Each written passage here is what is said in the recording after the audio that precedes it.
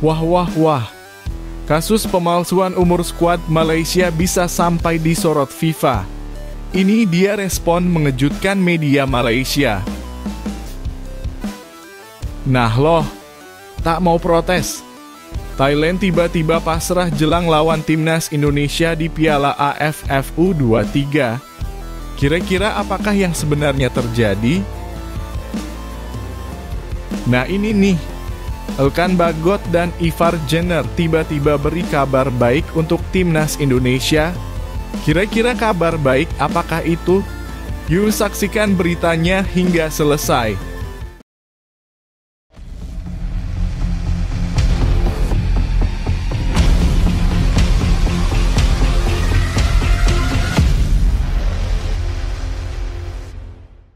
Mohon subscribe channel Timnasku Indonesia agar tidak ketinggalan informasi Timnas Indonesia. Malaysia bela tampang Aisar Hadi. Dalam gelaran Piala AFF U23 2025 yang baru saja berlangsung, pertandingan antara Indonesia melawan Malaysia tidak hanya menyuguhkan tensi tinggi di atas lapangan, tetapi juga menyulut kontroversi di luar lapangan. Salah satu sorotan panas muncul dari barisan pertahanan timnas Malaysia U23, khususnya kepada sosok Ahmad Aisar Hadi. Pemain belakang bernomor punggung 13 itu mencuri perhatian publik Indonesia bukan karena permainan kasarnya atau gol kontroversial, melainkan karena wajahnya yang dianggap terlalu dewasa untuk level U23. Aisar Hadi yang bermain penuh selama 90 menit saat Malaysia ditahan imbang oleh Indonesia dengan skor 0-0 di Stadion Gelora Bung Karno, mendadak menjadi bahan perbincangan panas di media sosial. Banyak pendukung Indonesia menuding bahwa sang pemain mungkin telah memalsukan usia. Tuduhan itu muncul karena penampilan fisik Aisar kumis tebal dan raut wajah matang yang dianggap tidak lazim bagi pemain berusia di bawah 23 tahun. Tak sedikit pula yang membandingkan penampilannya dengan pemain senior di liga profesional.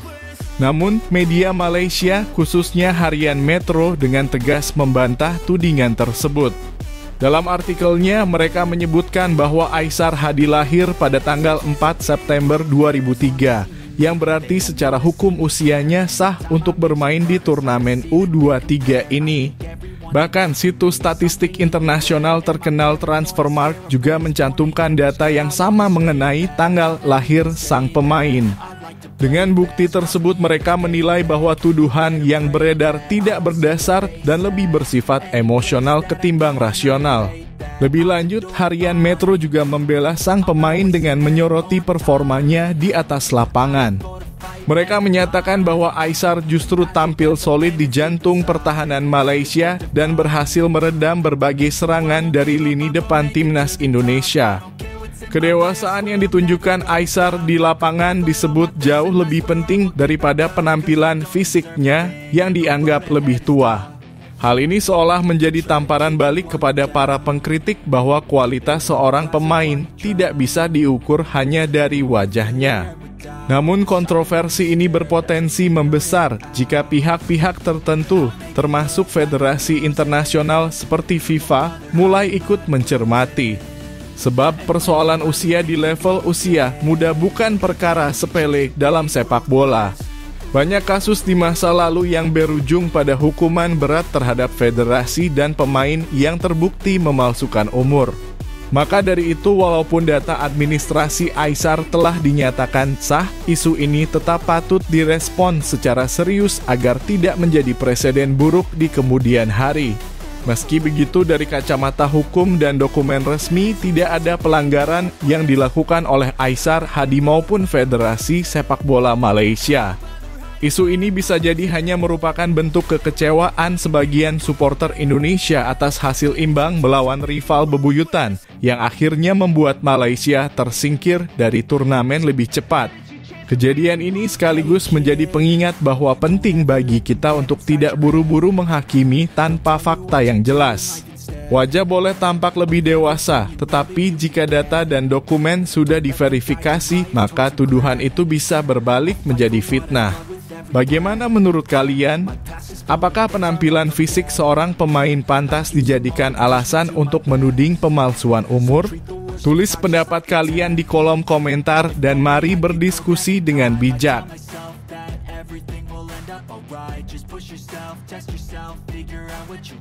Reaksi supporter Timnas Indonesia usai Hoki Caraka resmi layangkan somasi ke netizen.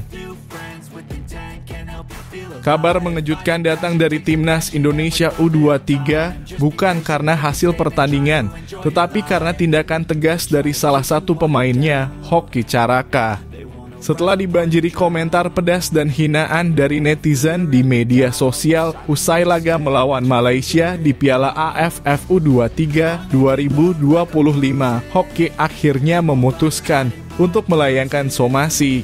Langkah ini sontak memancing reaksi besar dari para pendukung Garuda Muda yang selama ini menyaksikan dinamika panas antara pemain dan netizen secara langsung di dunia maya. Timnas Indonesia U23 sendiri berhasil melaju ke semifinal setelah menjadi juara grup A dengan perolehan 7 poin. Hasil imbang 0-0 melawan Malaysia di Stadion Utama Gelora Bung Karno sudah cukup untuk memastikan langkah mereka. Namun, performa beberapa pemain dinilai tidak maksimal oleh para penggemar. Salah satu yang disorot tajam adalah Hoki Caraka. Penyerang muda ini dianggap tampil di bawah harapan. Bahkan oleh sebagian fans disebut bermain seperti pemain tarkam sindiran keras yang dilontarkan di kolom komentar Instagram resmi PSSI maupun akun pribadi Hoki. Merasa direndahkan dan dihina, Hoki akhirnya mengambil langkah hukum. Dalam surat somasi terbuka yang ia unggah di akun Instagram pribadinya @hokicaraka_, Hoki menegaskan bahwa dirinya telah menjadi korban penghinaan dari sejumlah akun. Ia menuntut permintaan maaf secara terbuka dalam waktu 1 kali 24 jam. Jika tidak ada tanggapan, ia menyatakan siap melanjutkan ke jalur pidana dengan membuat laporan ke pihak kepolisian. Tindakan ini mengundang gelombang reaksi dari publik. Sebagian besar supporter langsung membela Hoki. Mereka menyatakan bahwa kritik terhadap performa pemain adalah hal wajar, namun tidak dengan menghina atau membuli. Banyak yang menilai tindakan Hoki sebagai bentuk perlawanan terhadap budaya komentar seenaknya yang selama ini marak di media sosial. Kritik boleh, membuli jangan, tulis seorang netizen. Yang lain menambahkan bagus, gituin aja. Netizen zaman sekarang udah kelewat batas. Tak sedikit pula yang menyindir para penghina Hoki mempertanyakan siapa mereka hingga merasa layak menilai kualitas pemain profesional tanpa pernah merasakan kerasnya lapangan hijau. Namun tidak semua komentar mendukung sepenuhnya. Ada juga suara-suara netral yang mencoba menilai situasi dari dua sisi. Beberapa netizen mengakui bahwa permainan Hoki memang menurun, apalagi setelah beberapa postingannya di media sosial menampilkan aktivitas yang jauh dari sepak bola profesional. Jujur, saya juga kecewa sama permainannya. Tapi tetap menghina bukan solusi, tulis salah satu komentar yang cukup banyak disukai. Fenomena ini membuka diskusi luas tentang batas antara kritik dan penghinaan di dunia olahraga, terutama di era media sosial. Pemain sekeras apapun mereka di lapangan, tetaplah manusia yang punya batas kesabaran. Di sisi lain, supporter merasa punya hak menyuarakan opini, terutama jika merasa kecewa. Tapi pertanyaannya, apakah opini itu harus disampaikan dengan cara merendahkan? Kasus Hoki Caraka ini bisa menjadi momentum penting bagi dunia sepak bola Indonesia. Mungkin sudah saatnya semua pihak baik pemain, supporter, maupun federasi membangun budaya yang lebih sehat, kritis, tapi tetap beradab. Jika tidak, maka kita akan terus melihat pemain-pemain muda terpuruk bukan karena performa di lapangan, melainkan karena tekanan mental dari media sosial. Lalu bagaimana menurut kalian? Apakah somasi ini langkah yang tepat dari Hoki Caraka atau justru terlalu berlebihan? Tulis pendapat kalian di kolom komentar dan mari kita bahas bersama dengan bijak.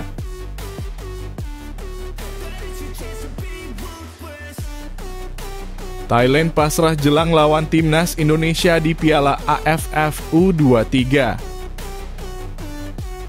Benar-benar di luar dugaan, sebuah pernyataan mengejutkan datang dari kubu Thailand jelang duel panas melawan timnas Indonesia U23 di semifinal Piala AFF U23 2025.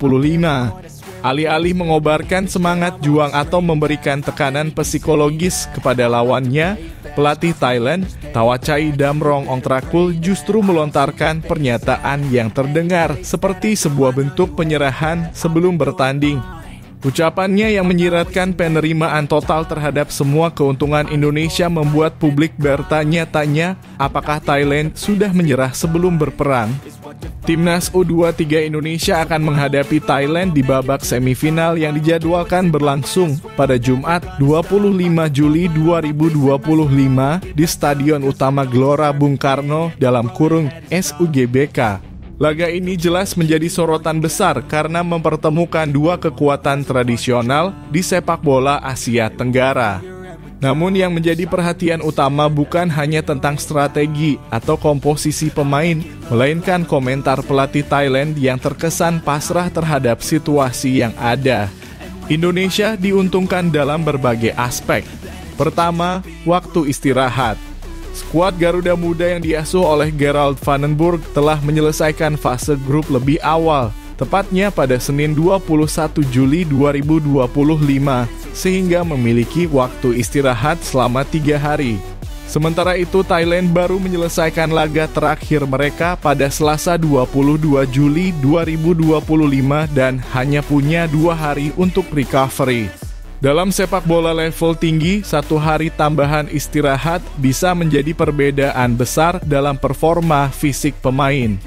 Namun alih-alih memprotes atau menunjukkan sikap kompetitif, Thawachai menyampaikan bahwa mereka tidak mempermasalahkan keuntungan tersebut. Tentu saja istirahat 2 hari itu jadi isu dalam hal recovery, tapi kami harus mengatasi hal itu, ujarnya dalam konferensi pers.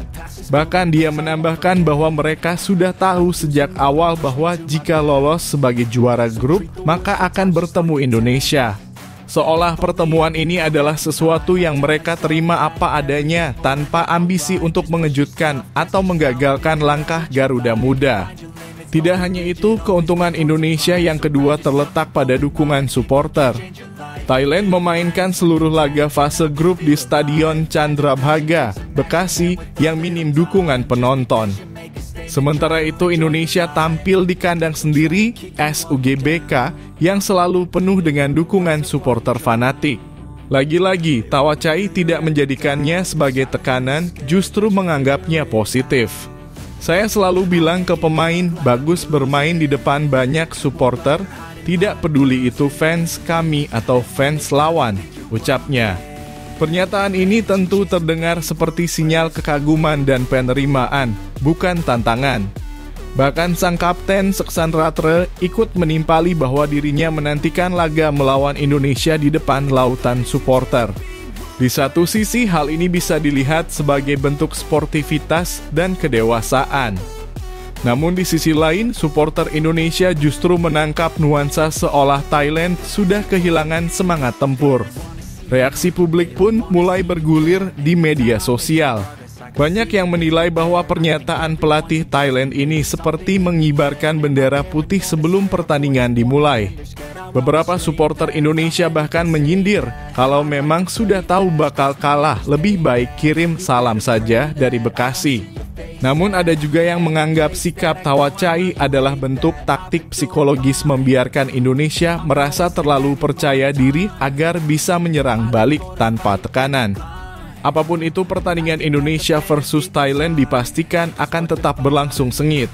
Namun pertanyaan besar kini muncul di benak pecinta sepak bola, apakah Thailand benar-benar siap bertarung atau sudah menyerah secara mental sebelum peluit babak pertama dibunyikan? Bagaimana menurut kalian, apakah komentar pelatih Thailand ini wajar sebagai bentuk respek atau justru terlalu lembek untuk level semifinal? Yuk, tulis pendapat kalian di kolom komentar dan kita diskusi bersama.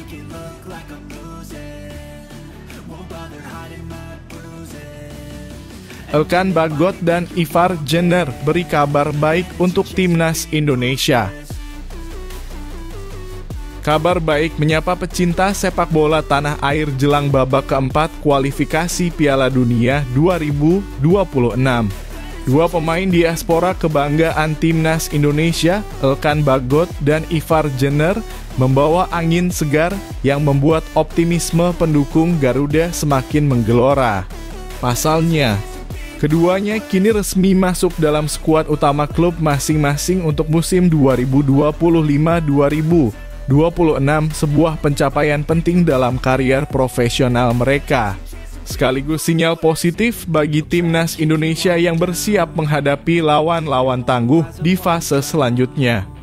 Elkan Bagot, bek jangkung yang telah menjadi andalan di lini belakang skuad Garuda, kini tercatat dalam skuad utama Ipswich Town. Klub tersebut akan tampil di Championship, kasta kedua Liga Inggris yang dikenal penuh tekanan dan kompetisi sengit. Ini merupakan langkah maju bagi Elkan yang musim lalu harus rela menjalani masa peminjaman di Blackpool demi mendapatkan menit bermain. Perjuangannya berbuah hasil. Dengan kerja keras dan konsistensi, pemain kelahiran Thailand yang besar di Inggris ini akhirnya dipercaya pelatih Ipswich untuk mengisi slot tim utama. Sementara itu, kabar tak kalah menggembirakan datang dari Ivar Jenner. Gelandang berdarah Belanda Indonesia itu kini masuk dalam skuad utama FC Utrecht Club Eredivisie atau kasta tertinggi di Liga Belanda. Musim lalu Ivar memang lebih sering bermain di tim muda Utrecht, namun performanya di timnas Indonesia menunjukkan bahwa dia pantas naik kelas. Dengan status sebagai pemain utama di klub selevel Utrecht, Ivar punya peluang besar untuk berkembang lebih cepat dan matang, baik dari segi teknik maupun mentalitas bertanding. Keberhasilan keduanya bukanlah sesuatu yang datang secara instan. Perjalanan mereka penuh tantangan dan kesabaran. Elkan harus rela dipinjamkan ke beberapa klub kasta bawah mencoba membuktikan dirinya dari bawah, sementara Jenner bersabar di skuad muda menunggu kesempatan untuk menunjukkan kualitasnya. Kini, kerja keras itu dibayar lunas.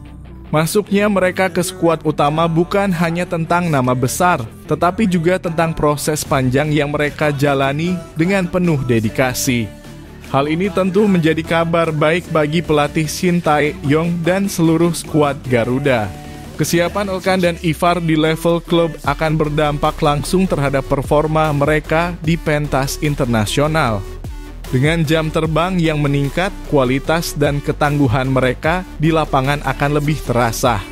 Apalagi mengingat lawan yang akan dihadapi Indonesia di round 4 kualifikasi Piala Dunia 2026 bukan tim sembarangan.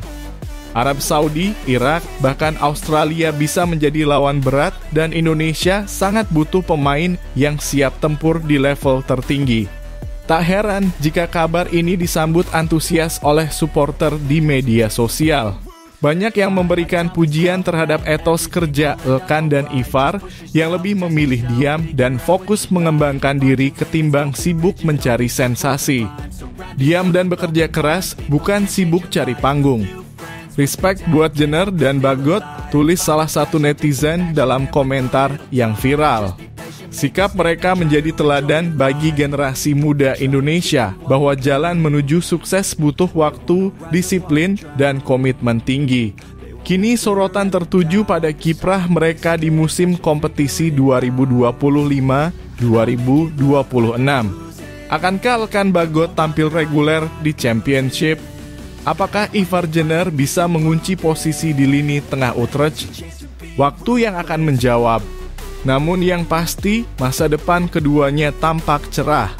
Dan sebagai fans, kita berharap bahwa kerja keras mereka bisa membawa timnas Indonesia terbang lebih tinggi di panggung dunia.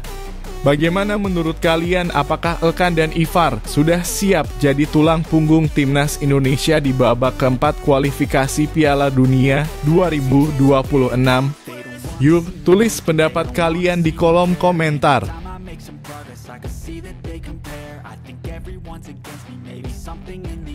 Erick Thohir tiba-tiba sepakat dengan pengakuan Shin Tae-yong. Panggung sepak bola Indonesia kembali diramaikan dengan kejutan besar.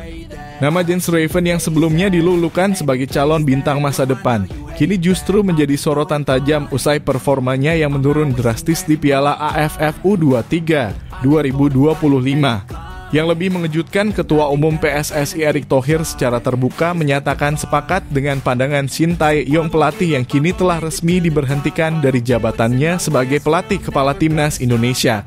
Meskipun Shin Tae-yong telah digantikan oleh Patrick Kluivert untuk tim senior dan Gerald Van den Burg untuk U23, ucapan-ucapannya di masa lalu kini justru dianggap visioner. Shin sempat menyatakan bahwa Jens Raven belum siap untuk memperkuat timnas Indonesia senior karena masih terlalu mentah dan membutuhkan lebih banyak kekuatan fisik serta mental bertanding. Ungkapan ini sempat dianggap terlalu keras, namun kini setelah 2 pertandingan terakhir kontra Filipina dan Malaysia, banyak pihak mulai mengamini ucapan pelatih asal Korea Selatan itu. Pada laga terakhir fase grup kontra Malaysia, yang digelar di Stadion Utama Gelora Bung Karno, (21 Juli 2025, Jens Raven kembali dipercaya tampil sebagai starter. Namun penampilannya jauh dari kata memuaskan. Ia gagal memberikan dampak nyata dan bahkan harus ditarik keluar di menit ke-74. Padahal sebelumnya ia tampil gemilang melawan Brunei Darussalam dengan mencetak 6 gol. Kini justru 2 pertandingan terakhir menunjukkan bahwa Raven masih belum konsisten, sebuah hal yang sangat krusial di level internasional. Erick Thohir, yang sebelumnya cukup antusias melihat potensi Raven, kini mulai menyuarakan nada yang lebih realistis. Ia menyebut bahwa finishing dan pengambilan keputusan lini depan Indonesia masih menjadi masalah besar. Jens dan Hoki harus buktikan diri. Jangan cuma bisa cetak gol lawan Brunei. Lawannya ke depan makin berat. Kalau mereka siap, tunjukkan di semifinal dan final, tegas Erick. Komentar Erick ini sontak menguatkan bahwa proses seleksi dan promosi pemain ke level senior tak bisa hanya didasarkan pada 1-2 pertandingan impresif. Butuh konsistensi, kerja keras, dan mental baja, hal yang pernah disampaikan oleh Shin Tae-yong sebelum masa jabatannya berakhir. Dan kini meskipun Shin sudah tak lagi menjadi bagian dari staf kepelatihan, ucapannya tetap relevan. Dengan Patrick Kluivert yang kini menakodai timnas senior dan Gerald Van den Burg di U23, perubahan besar sedang terjadi. Namun tekanan untuk membawa timnas Indonesia ke level yang lebih tinggi juga semakin besar. 2 target utama kini jadi penentu, harus juara di Piala Asia U23 dan wajib lolos ke Piala Dunia 2026. Jika 2 misi besar itu gagal, maka bukan tak mungkin Erick Thohir akan kembali mengundang Shin Tae-yong bukan untuk memintanya kembali melatih, melainkan untuk dimintai pertanggungjawaban, atau bahkan untuk menyesali keputusan memberhentikannya terlalu dini. Karena pada akhirnya ekspektasi publik yang tinggi hanya bisa dijawab dengan hasil, bukan sekadar pergantian pelatih. Bagaimana menurut kamu, apakah keputusan PSSI mengganti Shin Tae-yong sudah tepat? Apakah Jens Raven memang belum layak untuk skuad senior? Dan mampukah Patrick Kluivert dan Van den Burg membawa timnas ke era baru yang lebih sukses? Tulis pendapatmu di kolom komentar dan mari kita bahas bersama masa depan timnas Indonesia.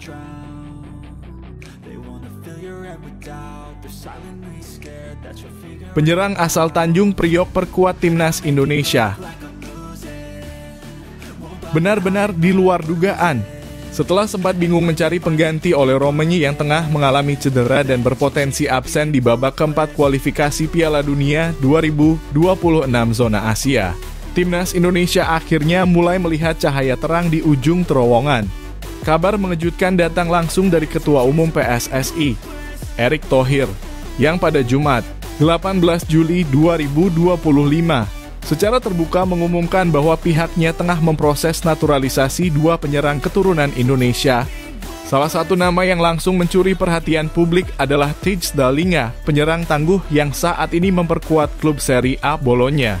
Yang lebih mengejutkan, muncul sebuah fakta menarik bahwa nama marga Dalinga pernah tercatat di Tanjung Priok pada tahun 1950, membuka kemungkinan bahwa sang pemain memang memiliki garis keturunan Indonesia. Informasi tersebut pertama kali diungkap oleh akun @halfblowout_Indonesia yang menyisir data dari Archive NL, sebuah arsip daring Belanda.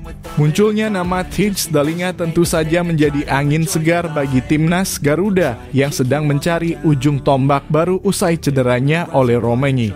Performa Dalinga di level klub sangat menjanjikan. Ia sempat mencuri perhatian dunia saat membela FC Toulouse di Liga Prancis dengan mencetak 19 gol dan 5 assist dalam satu musim.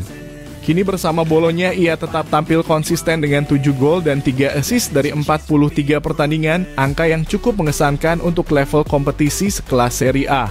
PSSI sendiri tampaknya sangat serius dalam proses ini. Dalam pernyataannya, Erick Thohir menyebut bahwa dua pemain depan yang sedang diproses naturalisasinya telah menyatakan komitmennya untuk membela Merah Putih.